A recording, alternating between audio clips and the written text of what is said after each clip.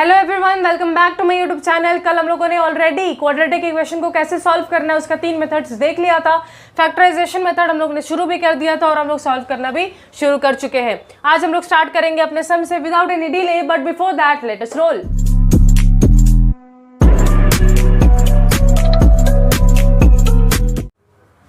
सो दोस्तों 3x² minus 2√6x plus 2 equals to 0। हालांकि मैंने आपको जो सिखाया था कल वो क्या था, वो था कि जो कांस्टेंट है उसको x² के जो भी कोएफिशिएंट है उसके साथ इंटू करो, उसका एलसीएम लो और फिर एलसीएम लेके पेयर्स बनाओ। लेकिन वो मेथड यहाँ काम नहीं करेगा। यहाँ जो मेथड काम करेगा उसको ध्यान से देखो। क्या आप रूट जो ये वाला पोर्शन है x का जो कोएफिशिएंट है 2√6, इसका मतलब क्या होता है? इसका मतलब क्या ये होता है √6 प्लस √6। अरे 2√6 यानी 2 बार √6, सो 2 बार मैं अलग करके नहीं लिख सकती क्या? 2 अगर कोई लिख के दे दे, क्या इसका मतलब 1 + 1 नहीं होता है? वैसे ही 2√6 कोई लिख के दे दे तो इसका मतलब क्या √6 प्लस √6 नहीं होता है?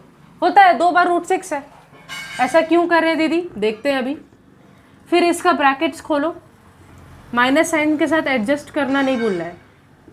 -√6x plus 2 equals to 0। एक बात बताइए, 3 का मतलब होता क्या है आपको पता है? 3 का मतलब होता है √3 इंटू √3। हाँ, ये आपको पता है कि नहीं है? अरे रूट जब आप बोलते हो √3 तो इसका मतलब क्या होता है? इसका मतलब होता है 3 टू द पावर हाफ। ठीक है, तो अगर मैं बोलूँ 3 का रूट इंटू 3 का रूट अगर कर दूँ तो इसका मतलब है 3 का पावर हाफ इंटू 3 का पावर हाफ।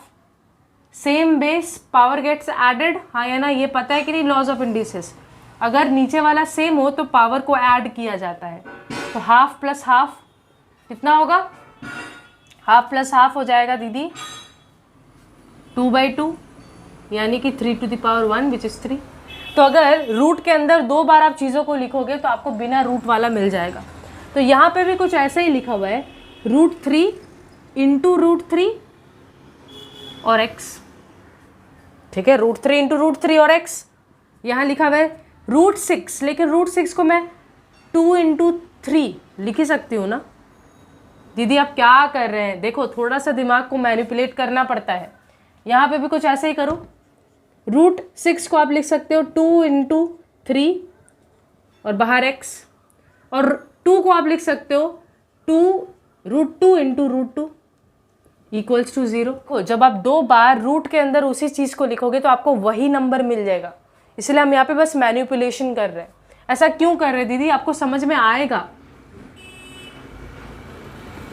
जब आप बड़े हो जाओगे तो आपको लगेगा दीदी ये तो मैं इतना लंबा चौड़ा स्टेप पे करने का ज़रूरत नहीं था।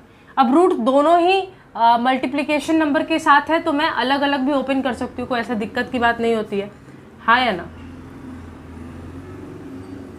हालांकि आपके बुक का सम्स नहीं है। अगर आपको घबराहट होने लगा, आपको लग रहा है कि दीदी मैं क्यों जानूँ, मुझे नहीं जाना, हमारी बुक का नहीं है, तो कोई बात नहीं है। आप थोड़ा सा इंतज़ार करो या स्किप कर दो। किस पार्ट पे स्किप करना है मैं यहाँ पे डाल दूँगी, ठीक है? वहाँ पे स्किप कर देना आप, ठीक है? ओके। अब यहाँ से ना √3 और √3 को कॉमन ले लो। ले लिया कॉमन, तो इसका एक √3 बचा है और x। अच्छा, यहाँ x², I am really sorry. तो यहाँ एक x भी कॉमन गया, तो यहाँ कुछ भी, यहाँ एक x बचा और यहाँ एक √3 आपने कॉमन लिया तो और x भी ले लिया था, तो यहाँ सिर्फ √2 बचा है। क्लियर है यहाँ तक? फिर यहाँ से आप √2 कॉमन लो। जब यहाँ से √2 कॉमन लोगे तो यहाँ क्या बचेगा? √3x, और ये माइनस साइन के साथ अंदर साइन चेंज होकर √2 बच जाएगा। आपको बात समझ में है? फिर से समझाऊं? देखो, ये और इसका यहाँ से एक x कॉमन लिया तो यहाँ एक √3 बचा है, यहाँ का एक x बचा है, यहाँ का √2 बचा है। क्लियर है? और यहाँ से जब आपने √2 कॉमन लिया तो यहाँ का √3x बचा है और यहाँ साइन चेंज होके माइनस और यहाँ का √2 बचा था। ठीक है, ओके। देखो, ये पार्ट और ये पार्ट सेम है, कॉमन ले लो। तो √3x माइनस √2 ब्रैकेट में डाला और जो बचा है उसको अगले ब्रैकेट में डाल दो। Is that all right? हाँ दीदी, दो चीज़ों का प्रोडक्ट तभी ज़ीरो हो सकता है जब या तो ये ज़ीरो हो जाए या ये ज़ीरो हो जाए, तभी ना दो चीज़ों का इंटू ज़ीरो हो सकता है भाई। तो आप बोलेंगे हाँ दीदी, तो √3x माइनस √2 ज़ीरो होगा, या फिर वही वाला बात फिर से यहाँ पे वही चीज़ लिखा है। ये तो इत्तेफाक की बात हो गई कि दोनों ब्रैकेट्स में सेम चीज़ लिखा है, लेकिन ऐसा नहीं कि आप जो है एक ब्रैकेट को इग्नोर कर दोगे ना, क्योंकि एक जो क्वाड्रेटिक इक्वेशन होता है ना उसका मैक्सिमम 2 रूट होता ही है, भले ही वो सॉल्यूशंस इक्वल आए। देखो 2 सॉल्यूशन आपको मिलेंगे, भले ही वो solution equal same to same आ जाए, लेकिन आएंगे तो 2 ही ना, आपको लिखना पड़ेगा। फिर यहाँ से क्या करो, यहाँ से करो एक काम, उसको उधर भेजो, तो जब -√2 को उस साइड भेजोगे तो वो +√2 हो जाएगा, और √3 से डिवाइड करोगे तो ये होल √2/3 हो जाएगा। और यहाँ भी सेम कहानी, क्योंकि सेम चीज़ ही है यहाँ पे, तो यहाँ पे भी है। तो आप लिखोगे the solutions of this quadratic equation is √2/3 and √2/3। 2 बार लिख देना, ठीक है? आप अपना काम करो ना, आपको क्यों किसी भी चीज़ को स्किप करना है, वो सब रिक्वायरमेंट हम लोग को नहीं है। बात क्लियर हुआ? लेकिन अगर आपको ये डर लग रहा था आपको देख करके ये वाले सम्स को, तो ठीक है, कोई बात नहीं है, आपको इस सम्स पे इतना नोटिस करने की ज़रूरत भी नहीं है। आपको अगर अच्छा लगा तो नोट डाउन करो, मैं इसको पहले ही रब कर देती हूँ, आपका दिमाग जो है ख़राब नहीं होगा। x² -3x - 10, मैंने क्या बोला था? मैंने बोला था जो कांस्टेंट है और जो x² का कोएफिशिएंट है, यहाँ तो कुछ नहीं लिखा यानी 1 है, इसको इंटू करो तो 10 × 1 10। अब जो आया है उसका एलसीएम लो, एलसीएम लेना सबको पता है, ठीक है? एलसीएम लेने के बाद कुछ तो पेयर बनाओ, अकेला कोई नंबर छूट जाता है उसमें कोई दिक्कत नहीं है, कुछ तो जोड़ा बनाओ जिसको ऐड या सब्ट्रैक्ट करके ये बीच वाला नंबर आ जाना चाहिए जो x का कोएफिशिएंट है। तो आप बोलेंगे कि दीदी अगर मैं 5 - 2 करूँ ना तो 3 आ जाता है।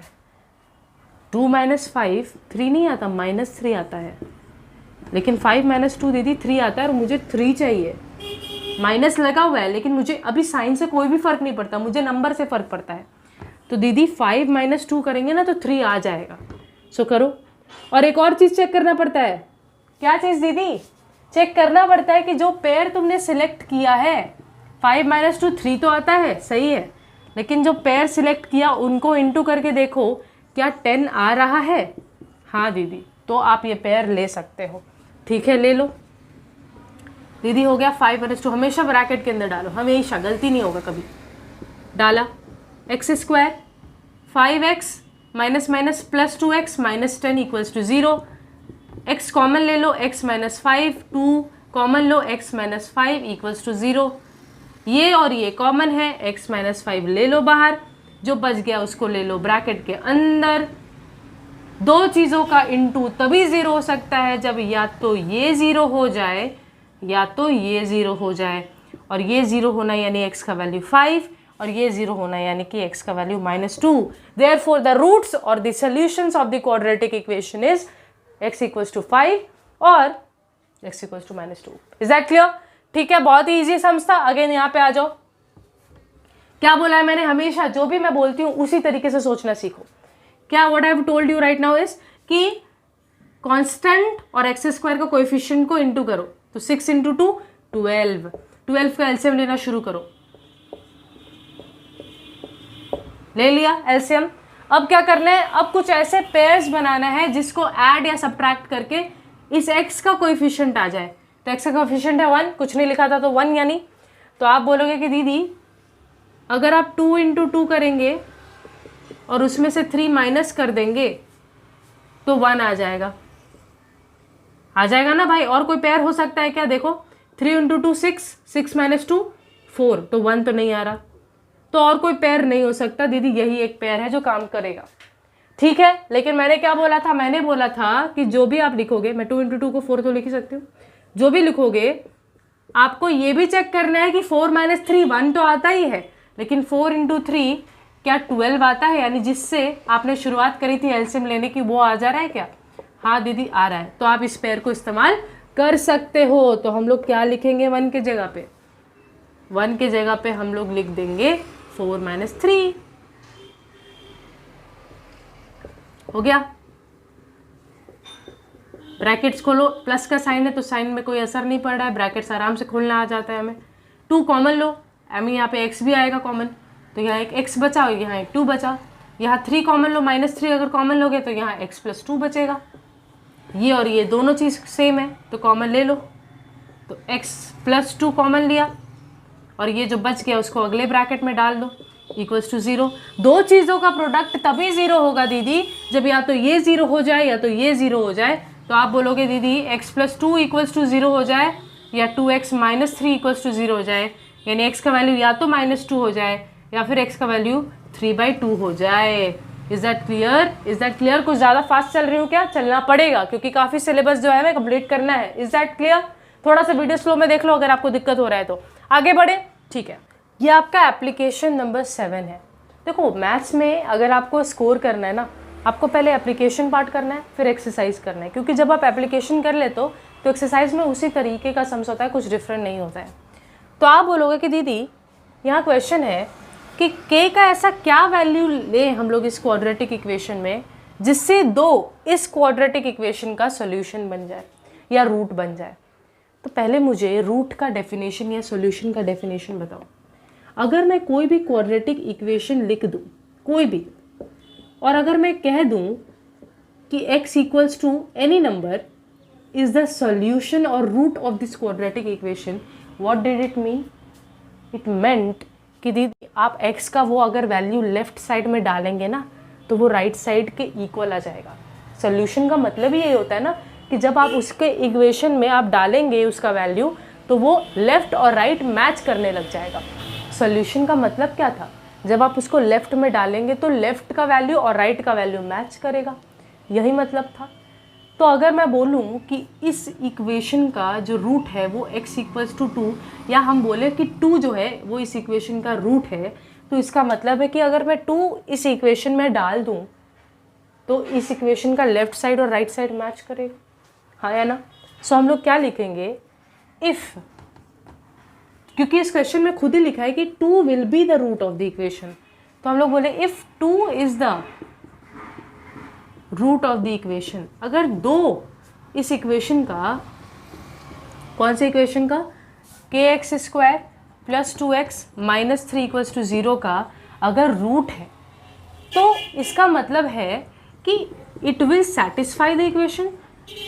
सेटिस्फाई का मतलब है कि अगर आप इस इक्वेशन में x के जगह 2 2 2 डालने लग जाओगे तो आपका इक्वेशन लेफ्ट साइड और राइट साइड मैच करेगा, है कि नहीं? यही तो मतलब था ना भाई, कल के वीडियो में मैंने बताया आपको कि दीदी यहाँ तब हम लोग पुट करके देख लेते हैं। तो जैसे ही आप 2 डाल दोगे x के जगह तो क्या बनता है देखो, 2 का स्क्वायर, यहाँ 2, यहाँ -3 = 0, ये हो गया 4, ये हो गया 4 - 3, ये हो गया 4k, यहाँ हो गया 1 = 0, 1 उस साइड लेके जाओ, 4k = -1 और k = -1/4। सो ऐसा टाइप का ना आपको समझना बहुत ही 1 मार्क्स में 2 मार्क्स में दे सकता है। आपको कैसा क्वेश्चन देगा? k का वैल्यू क्या होगा अगर 2 इस इक्वेशन का रूट है तो आप क्या बोलोगे? अगर 2 इस इक्वेशन का रूट है तो वो इस इक्वेशन को सेटिस्फाई करता है, यानी कि अगर मैं x के वैल्यू में उस 2 को डालूंगी तो लेफ्ट साइड और राइट साइड मैच करेगा। डाल के देख लो, जैसे ही आप डाल दोगे तो k के अलावा और कोई अननोन क्वांटिटी बचेगा ही नहीं, तो आपको अल्टीमेटली k का ही वैल्यू मिल जाएगा। क्लियर है आपको?